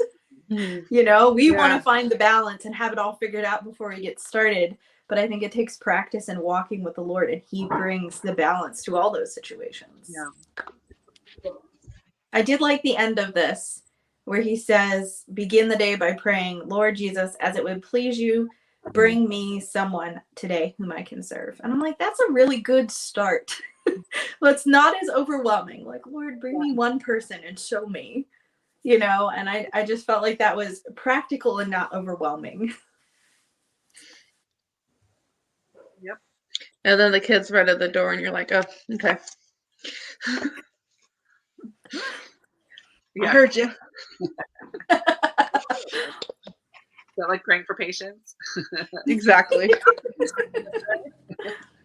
How about these little rugrats that I've blessed you with? But it's true. They grow up and you're like, oh, they were very important. They're just as important as we. We just see them as little pests and they're not. But I'll stop getting off that tangent. That's my soapbox too, Shalise. I get it. Mm-hmm. So children are a burden rather than a blessing, that whole thing. Yeah. That's not just being said. I act that, even though I don't necessarily believe that. Like this right here. So. Sorry, you're just teaching boundaries, right? You're just teaching boundaries. Absolutely. Positively. Well, it's balance again, right, Shalise? There are times when you do need them to do certain things. So figure out how to live, okay? Mom doesn't want to be there 24/7, please. Well, according to him, you need to go on a retreat, Shalise. Yeah, it's a retreat? Right. Like I mean, doesn't he talk about a retreat like multiple times? In the solitude. Every time we've tried, every single time, something drastic has come up. I'm not even asking anymore for it. My retreats end up in hospital rooms. No more. Oh gosh. No more. Never again. Yeah. Like I actually told my husband, because I've had kind of not the exact same thing, but like several times when I've planned these like retreats, something falls through. So I was like, can you build me a yurt in the backyard? A yurt. I love it. And then I have like a retreat in my backyard. And your girls are like, yay, a playhouse. And I'm like, no, this is mommy. This is like mommy's retreat. This is no one else's. You need a she shed. Yeah. Except for I wanted a yurt because I don't know, for some reason yurts just feel so much more peaceful with the circular and the like, they usually have the skylight. I'm like, I guess a she shed would be fine, but I'm like, I want this like beautiful yurt symbol. It's ridiculous. My prayer closet. Yes. I love it. Well, we have one more week, 4 more chapters. It's like 50 pages left to go. Mm-hmm. I thought I was going away next weekend and I'm not. So the time is remaining exactly the same, 4 o'clock. 4 Eastern, whatever that means for you in your time zones. Will be our last week of Celebration of Discipline. And then we practice it. And then we practice. I'm gonna go build myself a labyrinth in the backyard. No, I'm just kidding. That is so cool. There is one here in Richmond. There's a I don't even know what it's called. Richmond Hill. It's a place to go have retreats, and they do have a labyrinth in their yard there. It's up on the hill. There's like a big bell tower you can go up. It's not a bell anymore, but you can sit up in there and pray and look out over the city. It's very cool. Oh, That's pretty. Oh. But anyways, thank you guys that are here in the comments. Thank you ladies that are here chatting out live. And thank you to those of you who will be watching this later. I appreciate all of you. I hope that you're enjoying reading the book and talking about it. Yeah, I love it. I love doing these group reads. It's really fun. Yeah. I had never heard of this. This book is good. Good. I'm glad. Convicting. Yeah. Yes, it can be a good thing. It is always. It's a good thing. Yeah, but I appreciate you guys. I hope that you have a wonderful rest of your day. If you are free in a couple hours, come back in and join us for Middle Grade March live book recommendations in a couple hours. I'm going to go grab dinner, and then I'll be back here in a little while. Busy day for Krista. Busy day. That's why Mom went to the hospital today. She's there with children. I had all this stuff going on. But yeah, I appreciate you guys. Look forward to chatting with you next week. Bye, everyone. Bye. Bye.